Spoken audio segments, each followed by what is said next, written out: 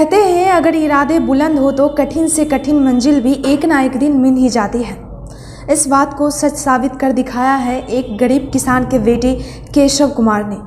नाकोटी प्रखंड अंतर्गत ग्राम छौथौना निवासी राम उदय सिंह के बेटे केशव कुमार ने जेईई एडवांस 2020 की परीक्षा में पूरे भारत में 4412वीं रैंक लाकर गांव ही नहीं बल्कि पूरे जिले का मान बढ़ाया है। केशव ने बताया कि डीपीएस तेघरा से हाई स्कूल और डीएसआई कॉलेज पहसारा से इंटरमीडिएट की परीक्षा उत्तीर्ण किया।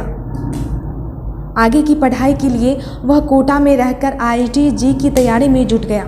उन्होंने अपनी सफलता का श्रेय अपने माता पिता एवं गुरुजनों को दिया है। बचपन से ही मेधावी छात्र रहे केशव कुमार ने बताया कि भविष्य में यूपीएससी क्रैक करके भारतीय प्रशासनिक सेवा में अधिकारी बनकर देश सेवा करना चाहता हूँ। केशव ने ये सिद्ध कर दिखाया कि मेहनत और लगन के दम पर किसी भी लक्ष्य को पाया जा सकता है। उसकी इस कामयाबी से परिवार में खुशी की लहर दौड़ गई है। परिवार के लोगों ने बताया कि कड़ी मेहनत का नतीजा है कि बेटे का सफलता मिली है। पिता ने बताया कि केशव स्कूली दिनों से मेधावी रहा है। आज उसने अपने दादाजी का सपना पूरा किया है। बीटी न्यूज़ बिहार के लिए बेगूसराय से शांतनु कुमार की रिपोर्ट। केशव कुमार हूँ। मेरे पिता का नाम श्री राम उदय सिंह है, मेरी माता का नाम विभा देवी है और मैं छतौना में रहता हूँ। जी, आज आपने जो सफलता प्राप्त किया है इसका श्रेय आप किसे देना चाहते हैं? आज मैं जो सफलता प्राप्त किया हूँ इसका श्रेय अपने माता पिता को, अपने गुरुजनों को और अपने परिवार के सभी सदस्यों को देना चाहता हूँ। उनके बिना ये प्राप्त करना संभव नहीं था। आपकी स्कूली शिक्षा दीक्षा कहाँ से प्राप्त हुई, कैसे प्राप्त हुई, शिक्षकों के साथ आपका कैसा बर्ताव था, आप बताइए। मेरी स्कूली शिक्षा बेगूसराय से ही प्राप्त हुई और शिक्षकों के साथ मेरा हमेशा से अच्छा स्वभाव था, क्योंकि क्लास में मैं हमेशा से आगे ही रहता था और हमेशा आगे रहने की कोशिश करता था। तो शिक्षक भी मुझे अच्छे से जानते थे, मानते थे। और 10th तक तो मैं स्कूल में ही रहा और 10th के बाद सोचा कि चलो आगे इसकी तैयारी करनी है जेईई की। तो इसके लिए बिहार, पहले सीबीएसई बोर्ड में था, फिर बिहार बोर्ड में आ गया।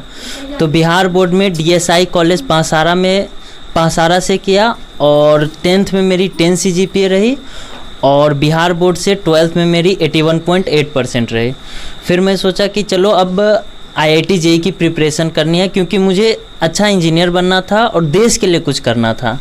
तो फिर मैं कोटा रेजिडेंस से तैयारी शुरू किया। वहाँ पे 1 साल तैयारी किया। तैयारी के दौरान बहुत सारे उतार चढ़ाव आते रहे, कभी कम नंबर भी आते थे, लेकिन घर वालों ने पूरा सहयोग दिया, जिसके कारण मुझे आज ये प्राप्त हुआ। जैसे आपने बताया आप बचपन से ही मेधावी छात्र रहे हैं, तो शिक्षकों के से सपोर्ट आपको मिलता रहा होगा। उन शिक्षकों के साथ क्या रहा, उन्होंने आपको कैसे सपोर्ट किया? शिक्षकों ने मुझे हर तरह से सपोर्ट किया। मुझे जो भी ज़रूरत होती थी, अगर मैं कभी, जैसे कि फॉर एग्जांपल मैं बता रहा हूँ कि क्लास 6 में कभी मैं 7th का भी मैथ्स उनसे पूछ लेता था तो वो कुछ बोलते नहीं थे, वो बता देते थे हाँ चलो ठीक है। 7th में 8th का मैथ मैं कर लेता था। तो इस तरह से शिक्षकों से हर तरह से मुझे सपोर्ट मिला। जी, आपने आज इस जी मेंस एडवांस में आगे का क्या आपका सपना है, आगे आप क्या करना चाहते हैं?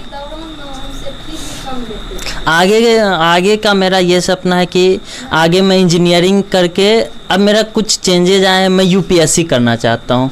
मैं अब देश की सेवा करना चाहता हूँ। देश में जो भी है, अभी के सिचुएशन जो भी है, उसके अकॉर्डिंग मुझे यूपीएससी सबसे सही लग रहा है। यूपीएससी से अगर आईएएस बनने के बाद मैं आगे देश के लिए कुछ अच्छा करना चाहता हूँ, ताकि देश मुझे याद रखे। जिस तरह आपने बताया आप प्रशासनिक सेवा में जाना चाहते हैं, प्रशासनिक सेवा देकर आप देश की सेवा करना चाह रहे हैं। आपने प्रशासनिक सेवा को ही क्यों चुना?